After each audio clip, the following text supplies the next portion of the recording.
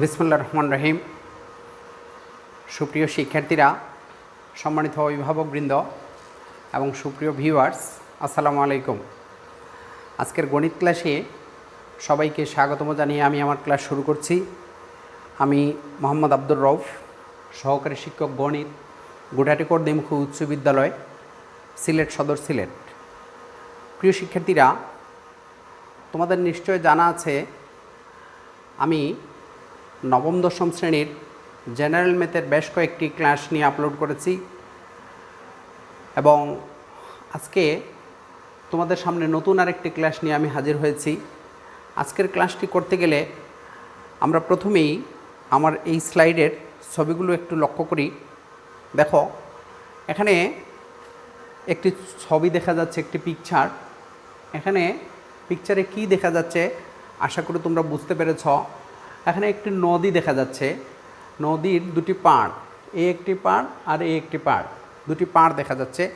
তাহলে এই দুটি পাড়ের মধ্যবর্তী দূরত্বকে আমরা, নদীর দুটি পাড়ের মধ্যবর্তী দূরত্বকে আমরা কি বলতে পারি? এই যে দেখা যাচ্ছে, দেখো হলুদ দাগ দিয়ে বোঝানো হয়েছে দুটি পাড়ের মধ্যবর্তী দূরত্ব, এটাকে আমরা বিস্তার বলতে পারি, তোমাদের নিশ্চয় জানা আছে, অথবা দুটি পাড়ের মধ্যবর্তী দূরত্ব বলতে পারি। তারপর দেখো, এই যে আরেকটি ছবি আমরা দেখলাম, এই ছবিতে একটি গাছ দেখা যাচ্ছে। একটি গাছের এই গোড়া থেকে শীর্ষবিন্দু পর্যন্ত এইটুকুকে আমরা কি বলতে পারি? উচ্চতা, গাছটির উচ্চতা। তারপর দেখো, এখানে একটি হেলিকপ্টারের ছবি দেখা যাচ্ছে। এই হেলিকপ্টার ভূমি থেকে কতটুকু উপরে রয়েছে দেখো, এই যে ভূমি থেকে এই হেলিকপ্টার পর্যন্ত মধ্যবর্তী দূরত্বকে আমরা বলতে পারি হেলিকপ্টারের উচ্চতা। তাহলে দেখো, আজকে আমরা কি নিয়ে পড়বো আশা করি বুঝতে পেরেছ। আজকে আমরা নবম দশম শ্রেণীর গণিত বইয়ের দূরত্ব ও উচ্চতা নিয়ে আলোচনা করব। তাহলে দেখো, আজকের পাঠ হচ্ছে দূরত্ব ও উচ্চতা। তাহলে দূরত্ব ও উচ্চতা সম্পর্কে পড়তে গেলে আমাদেরকে কিছু মৌলিক বিষয় সম্পর্কে ধারণা থাকতে হবে। সেই মৌলিক বিষয়গুলো নিয়ে আমরা প্রথমে আলোচনা করব, তারপর আমরা সেই বিষয়ের উপর ভিত্তি করে দু একটি সমস্যার সমাধান করব।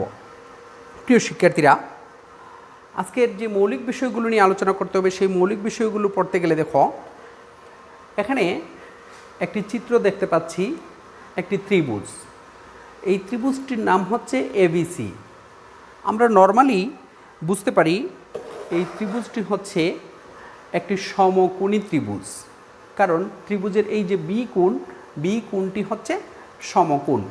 তাহলে বোঝা যাচ্ছে যে এটি একটি সমকোণী ত্রিভুজ। সমকোণী ত্রিভুজের এই বিসিটাকে আমরা ভূমি ধরতে পারি, তারপর এ বিটাকে আমরা লম্ব ধরতে পারি। তাহলে এই সমকোণী ত্রিভুজের ক্ষেত্রে দেখো, এই বিসি বাহুটাকে আমরা ভূরেখা বলতে পারি। আমাদের এই চ্যাপ্টারটি পড়তে গেলে আমাদের যে বিষয়ের সম্পর্কে ফান্ডামেন্টাল নলেজ দরকার, সেটি হচ্ছে একটি ত্রিভুজের, এই যে ত্রিভুজের ভূরেখা কী। তাহলে এই যে ভূমির সমান্তরাল রেখা, বিসি হচ্ছে ভূমির সমান্তরাল রেখা, তাহলে এটাকে আমরা ভূরেখা বলতে পারি। এবং এই এ বিটাকে আমরা ঊর্ধ্বরেখা বলতে পারি। বিসিটা হচ্ছে ভূরেখা আর এ বিটা হচ্ছে ঊর্ধ্বরেখা। এবার দেখি আমরা ভূরেখা এবং ঊর্ধ্বরেখা সংজ্ঞা কী। ভূরেখা হচ্ছে ভূমিতলে অবস্থিত যে কোনো সরলরেখা। ভূরেখাকে শয়নরেখাও বলা যেতে পারে। ভূমিতলে অবস্থিত, তাহলে ভূমিতলে অবস্থিত রেখা হচ্ছে বিসি। এই বিসিটাকে আমরা ভূরেখা বলতে পারি অথবা শয়নরেখা বলতে পারি। তারপর এ বিটাকে আমরা ঊর্ধ্বরেখা বলতে পারি। তাহলে ঊর্ধ্বরেখা কি? ভূমিতলের উপর লম্ব যে কোনো সরলরেখা। ভূমিতলের উপর লম্ব, তাহলে ভূমিতল হচ্ছে এই যে ভূরেখা হচ্ছে বিসি, তার উপর লম্ব হচ্ছে এবি। তাহলে ভূমিতলের উপর লম্ব যে কোনো সরলরেখাকে আমরা বলতে পারি ঊর্ধ্বরেখা। তাহলে আশা করি ভূরেখা এবং ঊর্ধ্বরেখা কি এটি তোমরা বুঝতে পেরেছ। এবার দেখো প্রিয় শিক্ষার্থীরা, আমরা আরেকটি চিত্র একটু খেয়াল করি। চিত্রটি দেখতে তোমাদের কাছে জটিল মনে হচ্ছে, আসলে বিষয়টি জটিল না। আমরা সাধারণত এই যে একটি চিত্র দেখতে পাচ্ছি, একটি বাড়ির এই যে অংশ, এটাকে আমরা বলি ভূমি। এই অংশটাকে আমরা ভূমি বলতে পারি বা ভূমির সমান্তরাল রেখা। তাহলে আমরা যদি ভূমিতে দাঁড়িয়ে থাকি একজন মানুষ, তাহলে তার চক্ষু যদি ভূমির সমান্তরাল একটি সরলরেখা কল্পনা করে ও এক্স, ভূমিতে দাঁড়িয়ে থাকলে মানুষের চক্ষু একটু উপরে থাকবে। চক্ষুর সমান্তরাল সরলরেখা যদি আমরা ও এক্স কল্পনা করি, তাহলে এটা এই ও এক্সটা হবে ভূরেখার সমান্তরাল রেখা। ভূরেখার সমান্তরাল রেখার উপরে একটি বিন্দু আমরা ধরি যদি পি, তাহলে এই পি বিন্দু এই ভূরেখার সমান্তরাল রেখার সাথে যে কোণ উৎপন্ন করে, এই পি বিন্দু থেকে যদি আমরা অ পর্যন্ত যোগ করি, তাহলে আমরা একটি কোণ পাবো। কোণটা হবে পি ও এক্স। তাহলে দেখো ভূমির সমান্তরাল রেখা হচ্ছে ও এক্স, তার উপরের কোনো বিন্দু পি এই ভূমির সমান্তরাল রেখার সাথে যে কোণ উৎপন্ন করে সেটাকে বলা হয় উন্নতি কোণ। আর ভূমির সমান্তরাল রেখার নিচের কোনো বিন্দু, আমি যেখানে দাঁড়িয়ে আছি আমার চক্ষু যে বরাবর আছে, যে সরলরেখা বরাবর, তার নিচের কোনো বিন্দু, ওই বিন্দুতে যে কোণ উৎপন্ন করে, ভূরেখার উপর কোনো বিন্দুতে যে কোণ উৎপন্ন করে সেটা হবে অবনতি কোণ। এখানে দেখো আরেকটি চিত্র আমরা দেখতে পাচ্ছি। ধরো একটি হেলিকপ্টার উপরে রয়েছে, এই হেলিকপ্টার যদি ভূমির সমান্তরাল রেখা, হেলিকপ্টার বরাবর আমরা একটি ভূমির সমান্তরাল রেখা কল্পনা করি, তাহলে এই হেলিকপ্টারটি এই বাড়ির ছাদের সাথে এখানে যে কোণ উৎপন্ন করে, আমরা বলছি যে ভূমির সমান্তরাল রেখার উপরের কোনো বিন্দু, ভূমির সমান্তরাল রেখার সাথে যে কোণ উৎপন্ন করে সেটা হবে উন্নতি কোণ। তাহলে এক্ষেত্রে এই হেলিকপ্টারটি এই বিন্দুতে যে কোণ উৎপন্ন করে সেটা হবে অবনতি কোণ, আর এই বিন্দুতে যে কোণ উৎপন্ন করবে সেটা হবে উন্নতি কোণ। দেখো এটা ভূমির সমান্তরাল রেখা, তার উপরের কোনো বিন্দু, এই বাড়ির শীর্ষটি এই ভূমির সমান্তরাল রেখার সাথে যে কোণ উৎপন্ন করে সেটা হবে উন্নতি কোণ। আর এই ভূমির সমান্তরাল রেখার তারপরে দেখো এইটা ধরো ভূমির সমান্তরাল রেখা, এই বিন্দুটি এখানে যে কোণ উৎপন্ন করে সেটা হবে অবনতি কোণ। তাহলে ভূমির সমান্তরাল রেখার নিচের কোনো বিন্দু, এটা হচ্ছে ভূমির সমান্তরাল রেখা, তার নিচের কোনো বিন্দু এখানে যে কোণ উৎপন্ন করে সেটা হবে অবনতি কোণ। আর এটা ভূমির সমান্তরাল রেখা, তার উপরের কোনো বিন্দু এখানে যে কোণ উৎপন্ন করে সেটা হবে উন্নতি কোণ। তাহলে এখানে উন্নতি কোণ হচ্ছে পি ও এক্স, আর অবনতি কোণ হচ্ছে কিউ ও এক্স। আশা করি তোমরা উন্নতি কোণ অবনতি কোণ বুঝতে পেরেছ কিছুটা। আমরা আরেকটি চিত্র খেয়াল করি। দেখো এই যে একটি বাড়ি দেখা যাচ্ছে, দেখো এই বাড়ির উপরের ওই যে শীর্ষবিন্দুটি এই ভূরেখার সাথে যে কোণ উৎপন্ন করে সেটা উন্নতি কোণ। আবার এই বিন্দুটি এই সিডি ভূমির সমান্তরাল রেখার সাথে এইখানে ডি বিন্দুতে যে কোণ উৎপন্ন করে সেটা হবে অবনতি কোণ। তাহলে অবনতি কোণ হবে এডিসি আর উন্নতি কোণ হবে ডিএবি। আশা করি উন্নতি কোণ এবং অবনতি কোণ বুঝতে পেরেছ। আমরা সেম আরেকটি চিত্র দেখি। এই চিত্রে উন্নতি কোণ হবে পিওবি এবং অবনতি কোণ হবে কিউওবি, কারণ ভূমির সমান্তরাল রেখা এবি। এখানে দেখো ভূমির সমান্তরাল রেখা হচ্ছে এবি, তাহলে তার উপরের কোনো বিন্দু পি, অবিন্দুতে যে কোণ উৎপন্ন করে সেটা আমরা ধরে নিলাম পিওবি উন্নতি কোণ। আর ভূমির সমান্তরাল রেখার নিচের বিন্দু কিউ, সেটা ওই ভূরেখার সাথে যে কোণ উৎপন্ন করে সেটা হবে অবনতি কোণ। তাহলে আশা করি উন্নতি কোণ এবং অবনতি কোণ কী এই বিষয়টি তোমরা বুঝতে পেরেছ। এই চ্যাপ্টারটি পড়তে গেলে আমাদেরকে উন্নতি কোণ এবং অবনতি কোণ সম্পর্কে ভালো নলেজ রাখতে হবে। উন্নতি কোণ এবং অবনতি কোণটা আমাদের ভালো করে বুঝতে হবে, না হয় এই চ্যাপ্টারের অঙ্ক করতে একটু কষ্ট হবে। প্রিয় শিক্ষার্থীরা, তাহলে আমরা উন্নতি কোণ অবনতি কোণ কি বুঝতে পারলাম। এবার আমরা একটু সংজ্ঞা দেখি উন্নতি কোণ কাকে বলে। দেখো ভূতলের সমান্তরাল রেখার, আমি বারবার এটা বলছি, ভূতলের সমান্তরাল রেখার উপর কোনো বিন্দু ভূরেখার সাথে যে কোণ উৎপন্ন করে তাকে উন্নতি কোণ বলে। আর অবনতি কোণ হচ্ছে ভূতলের সমান্তরাল রেখার নিচের কোনো বিন্দু ভূরেখার সাথে যে কোণ উৎপন্ন করে তাকে অবনতি কোণ বলে। তাহলে উন্নতি কোণ কী এবং অবনতি কোণ কী আশা করি তোমরা কিছুটা বুঝতে পেরেছ এবং এই সংজ্ঞাটা তোমরা একটু খাতায় লিখে নিবা। এখান থেকে এই চিত্র অঙ্কন করে, সবগুলো চিত্র তো অঙ্কন করা যাবে না, একটু সহজ চিত্র হচ্ছে এই চিত্রটি অঙ্কন করে উন্নতিকোণ অবনতিকোণ লিখে তোমরা এই দুটি সংজ্ঞা খাতায় লিখে নিবা। এবং পরীক্ষার অনেক সময় উন্নতিকোণ এবং অবনতিকোণের সংজ্ঞা আসলে তোমরা এইভাবে সংজ্ঞাটি দিতে পারো। ভূতলের সমান্তরাল রেখার উপর কোনো বিন্দু ভূরেখার সাথে যে কোণ উৎপন্ন করে তাকে উন্নতিকোণ, আর ভূতলের সমান্তরাল রেখার নিচের কোনো বিন্দু ভূরেখার সাথে যে কোণ উৎপন্ন করে সেটাকে বলা হয় অবনতিকোণ। তাহলে দেখো আমরা ভূরেখা কী, ঊর্ধ্বরেখা কী, উন্নতিকোণ কী, অবনতিকোণ কী আশা করি বুঝতে পারছি। এবার দেখো প্রিয় শিক্ষার্থীরা, আমরা এই চ্যাপ্টারটি পড়তে গেলে উন্নতিকোণ অবনতিকোণ তো লাগবে, পাশাপাশি উন্নতিকোণ অবনতিকোণের আরেকটি চিত্র আমরা দেখি।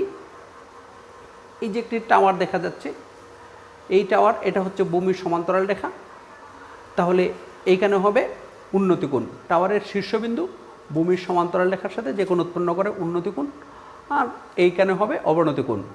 ভূমির সমান্তরাল রেখা তার নিচের কোনো বিন্দু এইখানে যে কোণ উৎপন্ন করে সেটা হবে অবনতিকোণ। তাহলে উন্নতিকোণ এবং অবনতিকোণ বুঝতে পারছি আশা করি। এবার দেখো প্রিয় শিক্ষার্থীরা, উন্নতিকোণ এবং অবনতিকোণের পরে এই চ্যাপ্টারটি পড়তে গেলে আমাদের ত্রিকোণমিতিক অনুপাত সম্পর্কে একটু জানতে হবে। ত্রিকোণমিতিক অনুপাতের মান তোমরা নিশ্চয় এটি 9.2 এর অঙ্ক করতে গেলে এই টেবিলটি তোমরা ব্যবহার করেছ। আমরা সম্পূর্ণ টেবিল এখানে নিয়ে আসিনি, কারণ এই দশম অধ্যায় করতে গেলে, নবম দশম শ্রেণীর গণিত বইয়ের দশম অধ্যায় করতে গেলে, দূরত্ব ও উচ্চতার চ্যাপ্টারটি পড়তে গেলে শুধুমাত্র এই sine theta, cos theta, tan theta, sine theta জানা থাকলে আমরা কস থিটা বের করতে পারি, আর ট্যান থিটা এই মানগুলো জানা থাকলে আমরা মোটামুটি এই চ্যাপ্টার অঙ্ক করতে পারি। তাহলে এই টেবিলটি আমি আর তোমাদেরকে এখানে পড়ে বুঝালাম না, নিশ্চয়ই এটি তোমাদের জানা আছে। এই টেবিলটি আমাদের এই চ্যাপ্টারটি করতে কাজে লাগবে, সেজন্য আমি এই টেবিলটা এখানে নিয়ে এসেছি। এই টেবিলটি একটু তোমরা নিজে নিজে একটু দেখবে এবং এটা মনে রাখবে। প্রিয় শিক্ষার্থীরা, এই চ্যাপ্টারটি পড়তে গেলে আমাদেরকে দেখো, এই যে একটি ত্রিভুজ ধরে নিলাম, ত্রিভুজ ABC, এই ত্রিভুজের কোণ ABC ইকুয়াল আমরা ধরলাম থিটা। এই কোণটাকে যদি আমরা থিটা ধরি, তাহলে এই ত্রিভুজের সাপেক্ষে আমরা লিখতে পারি সাইন থিটা ইকুয়াল, আমরা সূত্র জানি, লম্ব বাই অতিভুজ। সাইন থিটা ইকুয়াল লম্ব বাই অতিভুজ। তাহলে এই চিত্রে লম্ব হচ্ছে AC আর অতিভুজ হচ্ছে AB। তাহলে আমরা লিখতে পারি এই চিত্রের ক্ষেত্রে sine theta equal AC by AB। তারপর দেখো কস থিটা ইকুয়াল ভূমি বাই অতিভুজ। তাহলে এই চিত্রের ভূমি হচ্ছে BC আর অতিভুজ হচ্ছে AB। তাহলে আমরা লিখতে পারি BC বাই AB। তারপর ট্যান থিটা ইকুয়াল লম্ব বাই ভূমি। তাহলে দেখো ট্যান থিটা ইকুয়াল লম্ব বাই ভূমি, লম্ব হচ্ছে AC আর ভূমি হচ্ছে BC। এখানে আমি একটি জিনিস বলে রাখি, এটা তোমাদের নিশ্চয় জানা আছে নবম দশম শ্রেণীর শিক্ষার্থীদের, যে যেটাকে সূক্ষ্মকোণ নির্দেশ করা হয় সমকোণী ত্রিভুজের ক্ষেত্রে, সূক্ষ্মকোণের বিপরীত বাহুকে আমরা লম্ব ধরি এবং অপর বাহুটাকে ভূমি, আর সমকোণের বিপরীত বাহু হচ্ছে অতিভুজ। তাহলে সূক্ষ্মকোণের বিপরীত বাহু লম্ব AC, সমকোণের বিপরীত বাহু AB হচ্ছে অতিভুজ। তাহলে আরেকটি বাহু যেটি থাকবে সেটা হবে BC, সেই BCটা হবে ভূমি। তাহলে আশা করি লম্ব, ভূমি এবং অতিভুজ কি বুঝতে পেরেছি।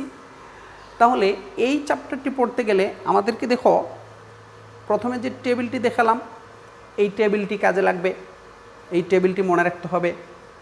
পাশাপাশি সাইন থিটা ইকুয়াল লম্ব বাই অতিভুজ, কস থিটা ইকুয়াল ভূমি বাই অতিভুজ, ট্যান থিটা ইকুয়াল লম্ব বাই ভূমি, এই তিনটি সূত্র তোমাদের মনে রাখতে হবে।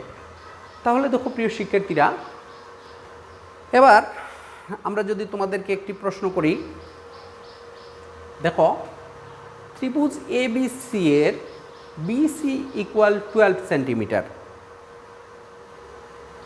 দেখো ত্রিভুজ ABC এর একটি ত্রিভুজ ABC, আমি এখানে তোমাদের বোঝার সুবিধার্থে আমি একটি নতুন চিত্র নিয়ে এসেছি, যে এটি একটি ত্রিভুজ আমরা যদি কল্পনা করি, ত্রিভুজ ABC, তার BC ইকুয়াল ধরলাম 12 সেন্টিমিটার এবং কোণ ACB equal 30 degree. A C B, দেখো এ সি বি এই কোণটি 30 ডিগ্রি, তাহলে সূক্ষ্ম কোণ হচ্ছে সি কোণ। তাহলে প্রশ্ন হচ্ছে এ বি এর মান কত? এই যে এ বি, এটা আমরা সূত্র অ্যাপ্লাই করে কীভাবে করতে পারি দেখো প্রিয় শিক্ষার্থীরা। দেখো কোণ এসিবি আমরা ধরলাম কত ডিগ্রি? 30 ডিগ্রি, আর বিসি হচ্ছে 12 সেন্টিমিটার। এবার আমরা জানি সূক্ষ্ম কোণের বিপরীত বাহুটাকে কি বলা হয়? লম্ব। প্রশ্ন হচ্ছে এ বি এর মান কত? প্রশ্নটা কি তোমাদের নিশ্চয় জানা আছে। প্রশ্ন দেখো এ বি এর মান কত? এ বিটা হচ্ছে এই চিত্রের ক্ষেত্রে লম্ব।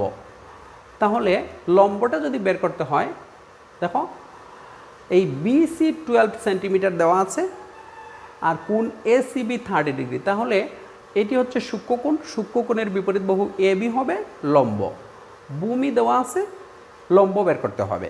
তাহলে ভূমি এবং লম্ব এটা সংশ্লিষ্ট যে সূত্র রয়েছে সেই সূত্র ইউজ করে আমরা, তাহলে তোমাদের নিশ্চয় মনে আছে ভূমি এবং লম্ব। আমি একটু প্রিভিয়াস স্লাইডে যাই। দেখো সাইন থিটার সূত্র হচ্ছে লম্ব বাই অতিভুজ। এখানে লম্ব এবং ভূমি নাই, লম্ব এবং অতিভুজ। কস থিটার হচ্ছে ভূমি এবং অতিভুজ। টেন থিটার সূত্রে হচ্ছে লম্ব বাই ভূমি। আমরা কোন অঙ্কে কোন সূত্র অ্যাপ্লাই করব এটি মনে রাখতে গেলে দেখতে হবে যে কোন মানটি দেওয়া আছে আর কি বের করতে হবে। তাহলে ওই দুইটার সংশ্লিষ্ট যে সূত্র আছে সেটি ইউজ করব। যদি দেওয়া থাকে যে লম্ব দেওয়া আছে অতিভুজ বের করতে হবে, তাহলে আমরা সাইন থিটার সূত্র নিতে পারি। যদি ধরো ভূমি দেওয়া আছে অতিভুজ বের করতে হবে, অথবা অতিভুজ দেওয়া আছে ভূমি বের করতে হবে, সেক্ষেত্রে আমরা কস থিটার সূত্র নিতে পারি। আর লম্ব দেওয়া আছে ভূমি বের করতে হবে, অথবা ভূমি দেওয়া আছে লম্ব বের করতে হবে, সেক্ষেত্রে আমরা টেন থিটার সূত্র নিতে পারি। তাহলে দেখো প্রিয় শিক্ষার্থীরা, এখানে যেহেতু বলছে এ বি এর মান কত, এ বিটা হচ্ছে লম্ব, সুতরাং আমরা ভূমি দেওয়া আছে লম্ব বের করতে হবে, এইটার সংশ্লিষ্ট সূত্র ইউজ করতে পারি। এই প্রশ্নটা যদি আমরা সমাধান করি তাহলে ত্রিভুজ এ বি সি থেকে আমরা লিখতে পারি টেন কোণ এসিবি।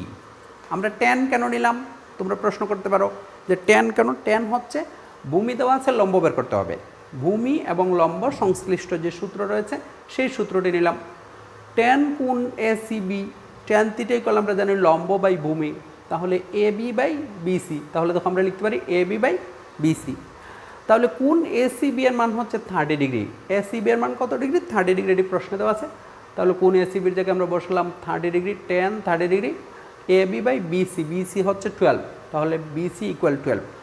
আমি এটি বোর্ডে করে দিতে পারতাম, আমি সম্পূর্ণ অঙ্কটি স্লাইডে লিখে নিয়ে আসছি, সেজন্য আজকে এখানে একটু দেখিয়ে দিলাম।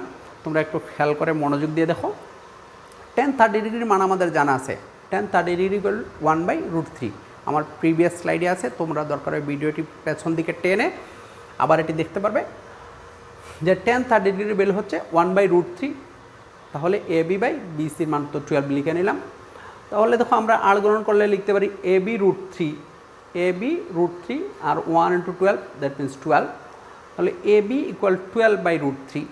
এই √3টা যদি ডান দিকে যায় তাহলে ভাগ হবে, তাহলে এ বি ইকুয়াল হবে 12/√3। আমরা ভ্যালু বসাতে পারি 1.732। তারপরে এ বি ইকুয়াল এই 1.732 দ্বারা যদি 12কে ভাগ করি তাহলে হবে 6.928 সেন্টিমিটার। তাহলে দেখো প্রিয় শিক্ষার্থীরা, এ বির মান আমরা পেয়ে গেলাম 6.928। প্রশ্ন ছিল এ বি এর মান কত। প্রশ্নটি আবার একটু দেখি। প্রশ্ন ছিল দেখো এ বি এর মান কত। তাহলে আমরা এ বি এর মান কী পেলাম? এ বি এর মান পেলাম 6.928 সেন্টিমিটার। আশা করি তোমরা এই অঙ্কটি বুঝতে পেরেছ প্রিয় শিক্ষার্থীরা। এবার দেখো আমরা আজকে তাহলে এই যে বিষয়টি নিয়ে আলোচনা করলাম, এই বিষয়ের একটি প্রশ্ন তোমাদের বাড়িতে বসে করার জন্য আমি লিখে নিয়ে আসছি। এই প্রশ্নটি তোমরা বাড়িতে বসে সমাধান করবে। আমি যে প্রশ্নটি করে দিচ্ছি এটার মতো সেম। দেখো এখানে চিত্রে কী দেওয়া দেখা যাচ্ছে? একটি টাওয়ার। এই টাওয়ারের এটা হচ্ছে টাওয়ারের পাদবিন্দু আর উপরেরটা হচ্ছে শীর্ষবিন্দু। তাহলে এই শীর্ষবিন্দু যদি টাওয়ারের পাদবিন্দু থেকে কিছু দূরে একটি বিন্দুতে 60 ডিগ্রি কোণ উৎপন্ন করে, কত ডিগ্রি কোণ? 60 ডিগ্রি। তাহলে দেখো টাওয়ারটির উচ্চতা 15 মিটার। এই যে টাওয়ারটির উচ্চতা আমরা ধরে নিলাম 15 মিটার। একটু খেয়াল করে দেখো, টাওয়ারটির উচ্চতা প্রশ্নে দেওয়া আছে, টাওয়ারটির উচ্চতা 15 মিটার হলে নদীর বিস্তার নির্ণয় করো। এই যে টাওয়ারটি নদীর এক পাড়ে অবস্থিত, তাহলে এই পাড় পর্যন্ত বিস্তার মানে নদীর এক পাড় থেকে আরেক পাড় পর্যন্ত মধ্যবর্তী দূরত্ব। তাহলে দেখো এই টাওয়ারের উচ্চতা হচ্ছে 15 মিটার, আর টাওয়ারের শীর্ষবিন্দু অপর পাড়ের কোনো বিন্দুতে কোণ উৎপন্ন করে 60 ডিগ্রি। তাহলে আমাদেরকে এই নদীর বিস্তারটা বের করতে হবে। তাহলে উচ্চতা দেওয়া আছে, আর এটা ধরে নিলাম ভূমি। এটা যদি সূক্ষ্মকোণ হয় 60 ডিগ্রি সূক্ষ্মকোণ, তাহলে সূক্ষ্মকোণের বিপরীত বাহু লম্ব। তাহলে এই নদীর বিস্তারটা এক্ষেত্রে হবে ভূমি। তাহলে লম্ব দেওয়া আছে 15 মিটার আর ভূমি বের করতে হবে। তাহলে ট্যান থিটার সূত্র ব্যবহার করে তোমরা এই প্রশ্নটি সমাধান করে নেবে। তাহলে দেখো প্রিয় শিক্ষার্থীরা, আশা করি আজকের এই প্রশ্নটি বুঝতে পেরেছ। তাহলে আমরা কি কি আলোচনা করলাম আজকে? নবম দশম শ্রেণীর সাধারণ গণিতের দশম অধ্যায়ের যে দূরত্ব উচ্চতার একদম ফান্ডামেন্টাল বিষয় নিয়ে আমরা আলোচনা করলাম। প্রথমে আমরা ভূরেখা কী, ঊর্ধ্বরেখা কী সেটা বুঝলাম। তারপর উন্নতি কোণ কী, অবনতি কোণ কী। তারপরে এই চ্যাপ্টার পড়তে গেলে আমাদের কোন সূত্র লাগবে, যে টেবিলটি লাগবে সেই টেবিলটি নিয়ে আসলাম। তারপরে sine theta, cos theta, tan থিটার সূত্র লাগবে, সেই সূত্রগুলো বুঝিয়ে দিলাম। তারপর সেই সূত্রগুলোর আলোকে আমরা একটি সূত্রের আলোকে একটি সমস্যার সমাধান করে দিলাম এবং অনুরূপ আরেকটি সমস্যা হোমওয়ার্ক দিলাম। তোমরা এটা বাড়িতে নিজে নিজে প্র্যাকটিস করে নেবে ইনশাল্লাহ। পরবর্তীতে এই চ্যাপ্টারের মেইন বইয়ের অঙ্ক নিয়ে আমি আরেকটি ক্লাস নেব। সে পর্যন্ত সবাই ভালো থাকবে, সুস্থ থাকবে। ধন্যবাদ সবাইকে।